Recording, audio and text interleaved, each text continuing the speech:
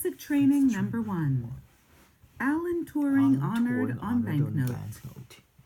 A pioneer in both modern computing and the LGBT community is being honored in England. Alan Turing will be the face of Britain's new £50 note. Turing was the code breaker and visionary mathematician who cracked Germany's coded messages during World War II. He also played a pivotal role in developing computers.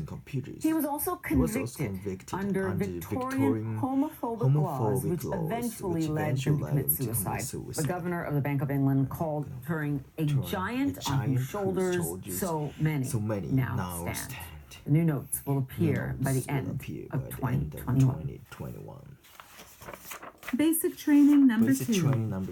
High-tech implants for the brain.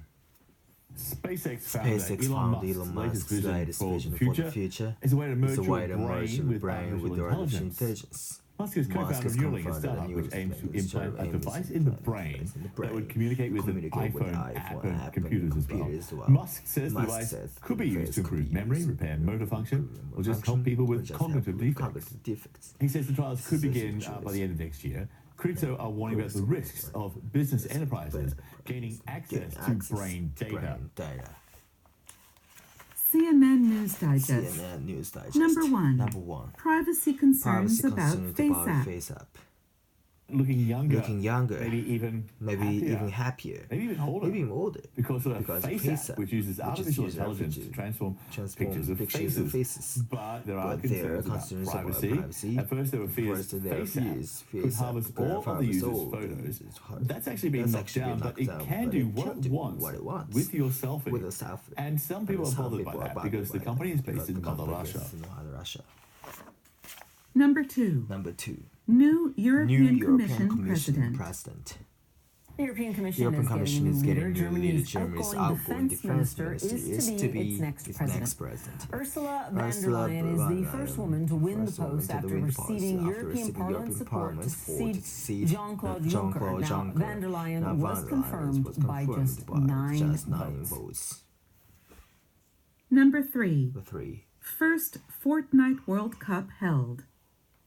The Fortnite World Cup has wrapped up its first ever massive sporting event in New York. And some of the youngest gamers won big. A 16-year-old American who plays under the name Bugger won the $3 million top prize in the solos division. That's the largest payout for a single player in esports. And get this, everyone who took part in Sunday's competition, even if they scored no points at all, takes home at least $50,000 just for playing. Number 4. Campaign to change date of Halloween. Well, some things are just meant to be. Christmas is on December 25th, New Year's Day, January 1st, and Halloween is on October 31st. After all, it is All Hallows Eve. It's been celebrated for more than 1,000 years. But the Halloween and Costume Association has launched a petition drive to change Halloween to the last Saturday of October. The group says it would be safer and not interfere with work or school activities. Number 5. Massive reforestation project. Ethiopia has broken a world record in tree planting. More than 350 million were planted in just 12 hours as part of a reforestation campaign led by the country's prime minister. But this is just the beginning. The overall goal is to plant 4 billion trees during the rainy season, which lasts until October. Number 6. Drug-resistant malaria spreading.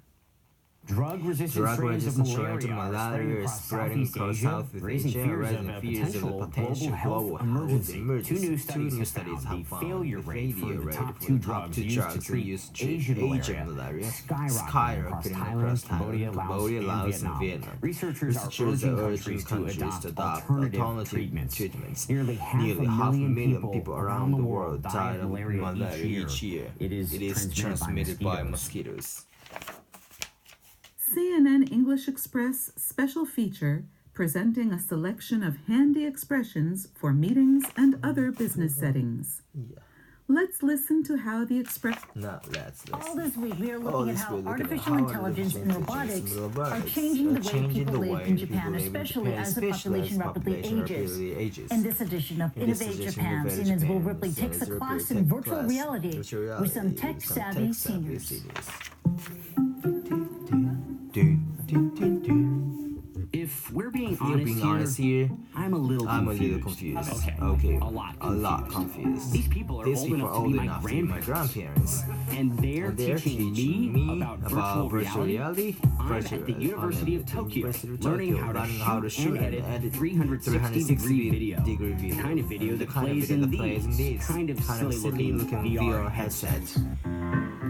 My classmates are all active adults and senior citizens. The youngest, 53. The oldest, 90. The videos they're creating will be shown to elderly patients who can't travel like they used to. 82-year-old Takeshi Maka is my study buddy.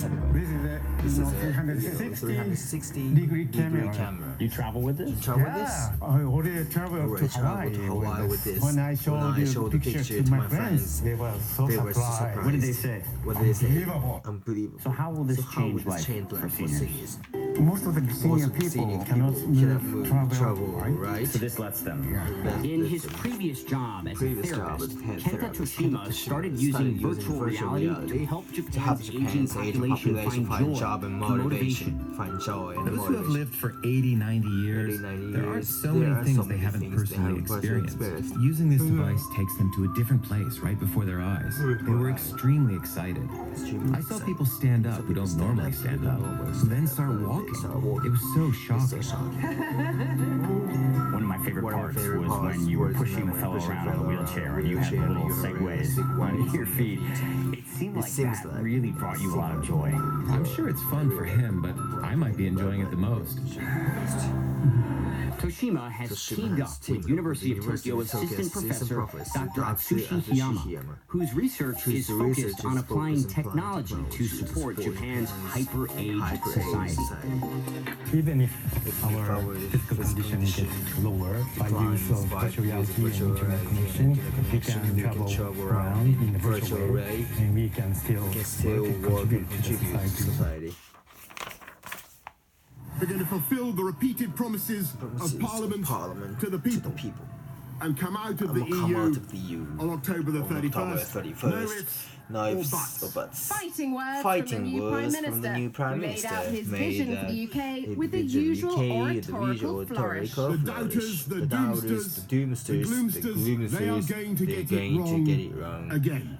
The people who bet against Britain are going to lose their shirts. These were Boris Johnson's first remarks as Prime Minister. Indeed, his first appearance today was notably absent from Parliament, perhaps not to overshadow his predecessor's last Prime Minister's questions. Theresa May didn't hold back one last sparring match with the leader of the opposition, Jeremy Corbyn. As a party leader who has accepted when her time was up.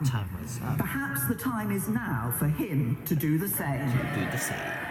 After this biting remark, May delivered her final farewell to Downing Street, wishing Boris Johnson good fortune and thanking the country. To serve as Prime Minister of the United Kingdom is the greatest honour.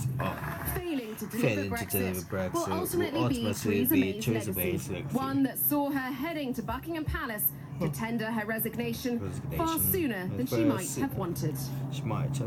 A change of the guard on Downing Street isn't just a historic moment, it's an emotional rollercoaster. There's empathy for the outgoing Prime Minister, particularly one who failed to deliver what she set out to do and faced so much division. There's then an eerie sense of calm, perhaps the calm before the storm, as everyone awaits the new Prime Minister. And of course a huge weight of expectation. What will he say? What will he do? And ultimately, what will his legacy be? No doubt the Queen had some words of advice for Mr. Johnson when she asked him to form a government. After all, it's her 14th Prime Minister. And while Boris Johnson entered Downing Street alone, unlike his predecessors who walked in with partners and children, his girlfriend, Carrie Symonds, stood to the side in support.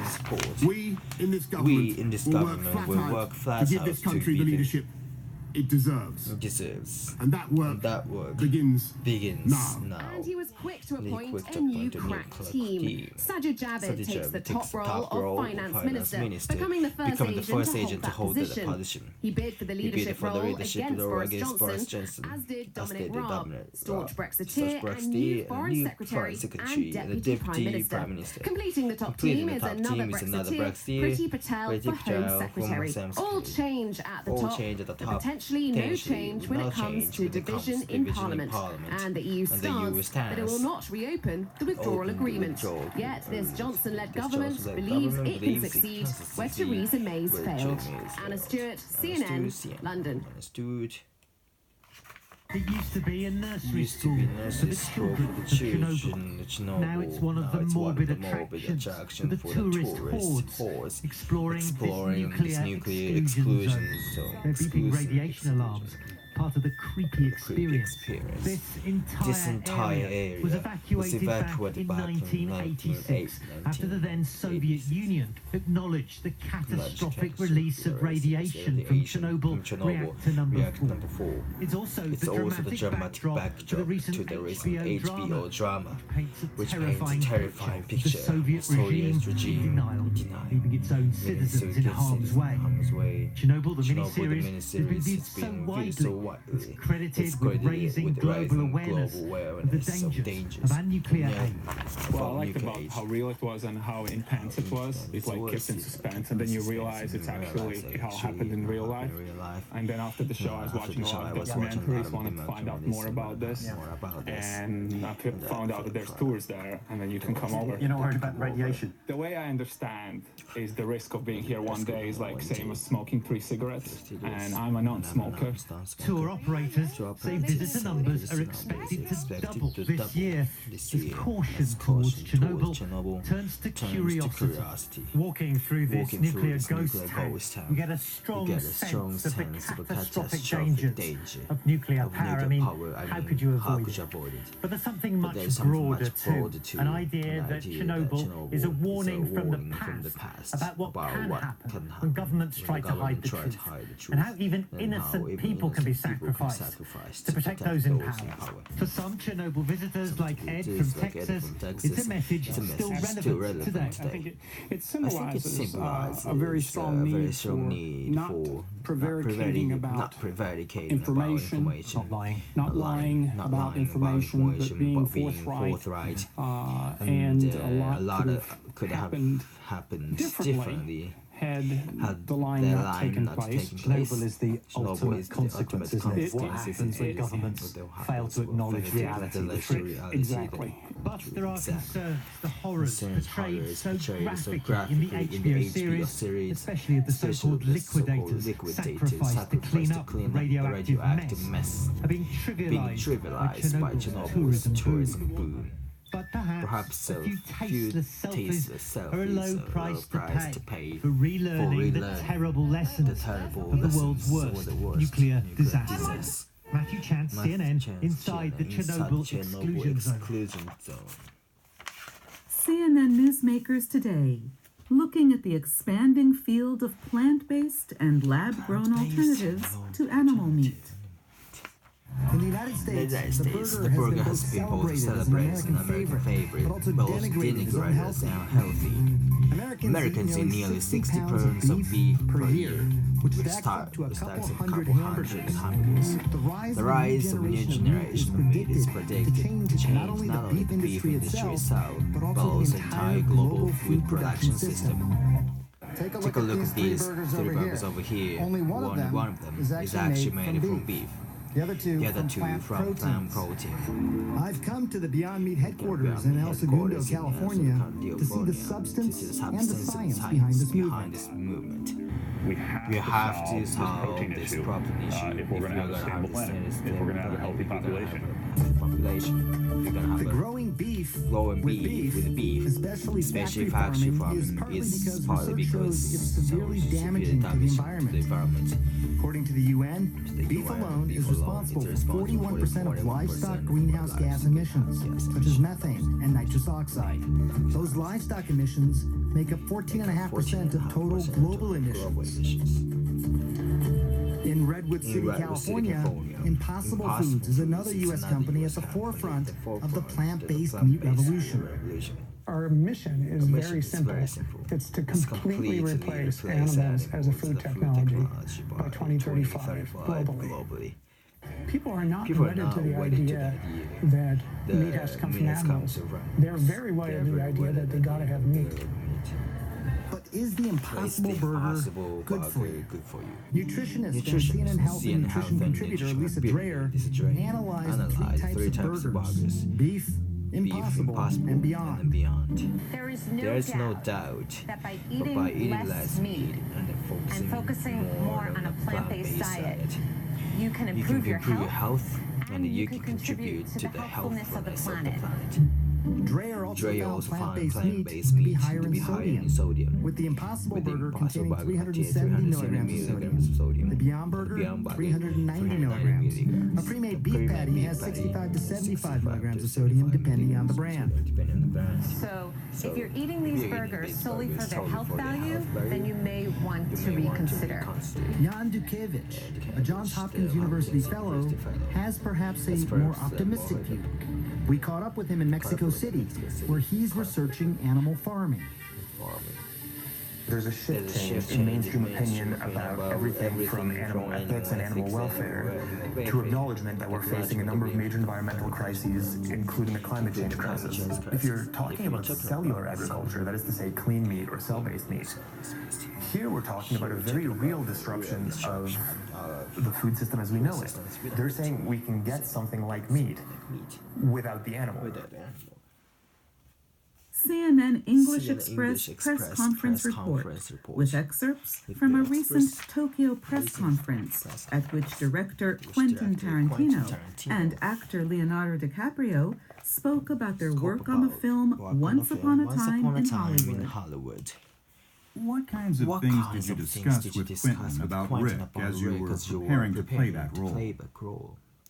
This whole story is set within a couple days, and he goes through this massive sort of transformation, and we were kind of discussing what that transformation was. It's not only a personal one, but it's him pushing himself to be a modern actor, and I just thought it was incredibly beautiful the way he set these two characters up, two guys that were two sides of the same coin that were on the outskirts of Hollywood, but then the idea of this young girl that sort of pushes him to go beyond what he thinks he's capable of doing. What he thinks he's capable of doing. What actors, characters, or other aspects of TV and cinema history inspired you in creating this movie? When television became being in a big way in America in the 50s, it created a different kind of star than had ever existed before. All the stars before then had been movie stars or theater stars or radio stars. We all know the examples of the actors that were able to be successful on TV shows at that time and then transition and become movie stars. In particular, the three of them that did it perfectly and well was Steve McQueen and Clint Eastwood and James Garner. But the thing is, there was like a group of other actors that had the possibility of pulling off a TV to movie transition, except it just didn't work. And some of those actors are who I based Rick on. That was kind of the idea of making Rick somewhat a biographical composite of those guys without being one particular. Was there any particular image or idea that you focused on in imagining and developing the character of Rick? This movie, in a lot of ways, is a celebration of our industry. Those that have contributed to films and work that we love, but may have been forgotten historically. Rick is a character, I believe, is a man dealing with his own mortality, realizing that maybe time has forgotten him, maybe the culture is moving, but he should be thankful for the fact that he's there and present and able to work part of this magical world that we call Hollywood. What does Hollywood mean to you? Hollywood has two meanings. There's the industry, and then there's the town. This movie tries to deal with both of them. It tries to deal with an industry town, but it also tries to deal with it as a town that has citizens, and a town where, frankly, great success and medium success and medium failure and great failure can be right next to each other, and those positions change as the years go on. If you're lucky enough to work in Hollywood for 20 or 30 years, it's like going to a high school for 20 and 30 years, because you see a lot of the same people, and you might have actually been friends with this person 10 years ago, and you still like them now, but you don't like hang out with them every damn day or every week, but you're still happy to see them, which is kind of how high school usually happens in 4 years. Okay, now just stretch that out for 25 years. It's sort of what it's like. Benjamin Boaz presents My 30-Year Love Affair with Japan, a personal reflection on the allure of Japanese pop culture and subcultures. Hi everyone. Today I'd like to tell you about my recent visit to the U.S. Embassy in Tokyo. At the end of August, I spent 3 days hosting 4 events on the embassy grounds for the local nonprofit group Children Meet Countries. 3 of these events focused on exposing Japanese elementary school children to aspects of the American educational system and its emphasis on self-expression. In one exercise, similar to show and tell in U.S. schools, we gave the pupils blank sheets of paper and colored pencils and asked them to draw whatever they liked and then show it to their classmates. I was impressed at how quickly the children began drawing and then excitedly talking about things like their favorite sport or food or, in some cases, to my delight, video games. It was a simple activity, but I sincerely hope it will help them in their educational future, just as channeling my personal interest in comics and video games helped me in my self-study of Japanese. The 4th event was a public dialogue between myself and Akihiro Numata, an educator known for his encouraging and vibrant teaching style. We had over 100 participants, which, to be honest, was intimidating for me, since I was on stage with a teacher talking to a room of mostly teachers. I'm not exactly an educational authority, so I just talked about my own experiences, both with self-study and the aforementioned show and tell events. To my astonishment, many of those Japanese teachers said they had never considered doing or encouraging such activities. Maybe I'm more of an expert than I realize, because to me, education has always been a simple matter of finding what interests me and learning as much as I can about it. I assume that you must be similar since you chose to study with CNN English Express. So, thank you for your interest. CNN English Express special interview with Ola and Anna Rosling, co-authors of Factfulness, a bestseller about how most people see the state of the world as much worse than it really is. In a post-truth, stressed-out world, sorting fact from fiction has never been more important. The fact is, when we think about the state of our world, the vast majority of us have it all wrong. We think it's a lot poorer, a lot more violent, and a lot less healthy than it actually is. And that's the stark and basic message behind the best-selling book, Factfulness. Hans Rosling was a Swedish professor whose first TED Talk went viral until he died last year. He dedicated his life to making us all look at the stats. Hans Rosling's son Ola and his wife Anna helped write the book. Hans was trying to teach throughout his life that things are not as bad as they look, and that there are inherent biases to why people get stressed and depressed and negative and focus on the bad. Sum it up for me, Anna. One of the biggest problems is probably that we think we know what the world is like, but we don't. And since we think we know it, we have a very hard time relearning. We have done tests within 14 countries and tested 12,000 people, and out of 12 questions, they scored very, very bad. On average, people scored 2 correct out of 12, and that is pretty low. The funny thing is that those questions are ABC questions, which means that by random, you would score 1/3 correct, like a chimpanzee do. That means 4 correct out of 12. How can humans score worse than random? So we're not discussing lack of knowledge. We're discussing actively false knowledge. False perception of the world is the only thing that can lead you to be worse than random. We've been testing Nobel laureates and academics in university after university, and they score just like the public. So could we just go ahead and ask you 2 or 3 questions, or 1 question here, maybe? Yeah, go ahead. In all low-income countries across the world today, how many girls finish primary school?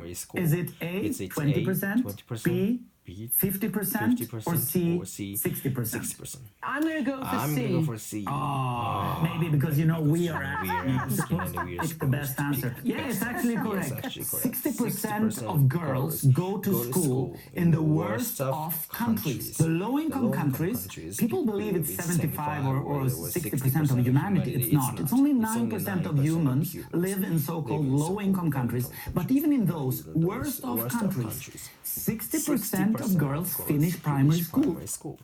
One of the ways to sum up your philosophy and sum up the book is to say that it is the sort of synthesis of the notion that there is bad in the world, but things are getting better and are not as bad as we want to believe. Is that right? Yes. It's not only that things are better, it's also to get the proportions right, saying that maybe 80% of humanity actually have gotten it much, much better during the last 50 years. We do live in a very negative, a very stressed out political world right now.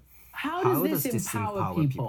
So, for example, we have defined the 10 dramatic instincts, and one of them is negativity. When someone says that something is getting worse, we should stop and ask ourselves, is this just over-reporting? Today, we can see all the news that are flourishing. It's actually a sign of improvement that we know more about the fakes. So maybe sometimes we're confusing more reporting about, say, natural disasters with the feeling that this phenomena itself is increasing, while it's actually an increase of reporting. But listen, there are really awful things happening. Yes, and the book is not about saying those bad things are not happening, because they are, and we need to really look at them and really understand them to make a difference. But to do that, we need to put them in a perspective that is more realistic. And hopefully, by looking at the long-term trends getting better, we can get a sense of we can actually make differences even in a positive direction. We should not look away from the news, but we need to realize they are not giving a representative picture of the total world. They are reporting the exceptions, and they should. Anderson Cooper 360, considering the persistent problem of gun violence in the United States, with mass shooting survivor and gun control activist David Hogg. Shortly after El Paso and Dayton, the president was going to stand up to the NRA and his position that imposing tougher background checks for gun buyers would be the first step onto a slippery slope. That's a common NRA talking point. The president said he did not buy the slippery slope argument from the NRA. David Hogg joins us now. He survived the shooting at Florida Stoneman Douglas High School and is now a gun control advocate. David, appreciate you being with us. I'm wondering, first of all, what your response is to this, the idea that they're going to have some gun proposals by when Congress comes back. I love the idea. But it's painful to see this again and again, if I'm being honest. Because this is what he did after Parkland. It's exactly what he did after Parkland. And it's exactly what he's done again and again after every single one of these mass shootings that gets on TV. And I think what we need to realize is we got to tell him that he can't keep doing that, right? If you're going to say you're going to do something, do it. Donald Trump says he's a man of his word. He says that, he is someone that is able to get his job done and is able to take action, and that he is not controlled by anyone. Prove it. Prove that you're not controlled by the NRA. That's what I would say to him. And realize that when you go back and forth and you get caught up in these debates, that shows how you think politics is a game. But when people think politics is a game, people die. Yeah, I mean, clearly he talks for the news cycle so he can dominate with headlines of, oh, he wants stronger, meaningful background checks, and then he hopes people will not pay attention and fervor will die down. I want to talk about what your group March for Our Lives unveiled, basically a sweeping gun control plan today, in part to keep pressure on lawmakers. It includes a gun registry, and correct me if I'm wrong, an assault weapons ban, and a mandatory buyback of all assault weapons. There's a lot of gun owners out there who are going to hear that and say, well, wait a minute, every one of those things is a non-starter politically. You know, and that's all right. It's okay for us to disagree, because I personally believe that discourse is one of the most American things if you look back at our history, right? But that is why it's so important that everybody goes out and votes on these issues. I think the real reason Donald Trump is starting to talk about background checks is because they're very worried about Virginia and Pennsylvania, and the fact that they know that they're going to start losing the suburbs very quickly if they don't start being good on these issues. But a mandatory buyback of assault weapons, I mean, there are millions and millions of them out there. That's basically confiscation. I mean, yes, you're paying somebody for their weapon, but you are telling anybody who has one, they're going to have to give it up, which is the greatest, concern/fear. Well, let's think about it this way. These are weapons of war that never should have been on our streets in the first place. I can guarantee you that the framers of the Constitution never would have imagined a weapon like the AR-15 being in the hands of an American citizen. They never would have imagined somebody going into a school. But doesn't this play into the narrative of, I mean, Democrats want to take away your guns? I think it plays into the narrative of, look, if we want to talk about this issue in reality, we're going to be honest about it. We're not going to dance around the issue. And March for Our Lives is not a group of Democrats. We're not a group of Republicans. We're a group of Americans that believe in peace and that we want to create it.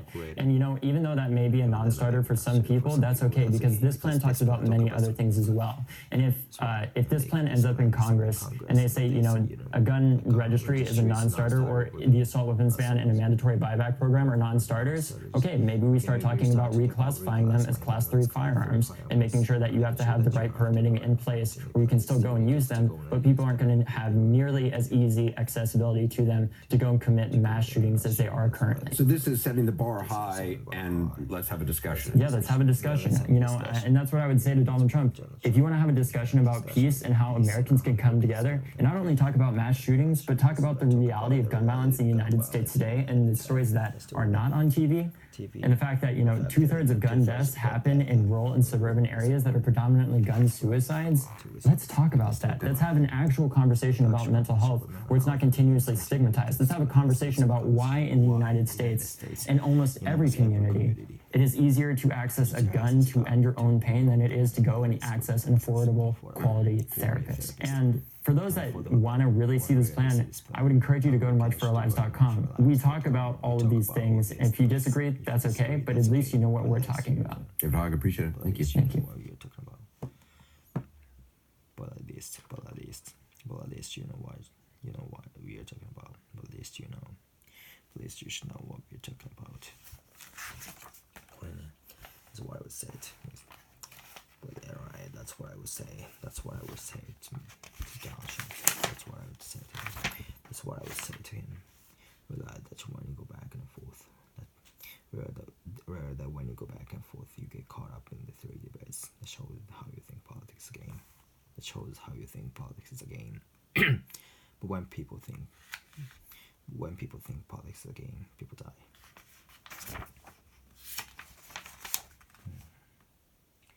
I'm wondering. They will appreciate you being here with us. They will appreciate you being with us. They will appreciate you being with it. I'm wondering, first of all, what's your response is to, they're gonna approve this by when Congress comes back.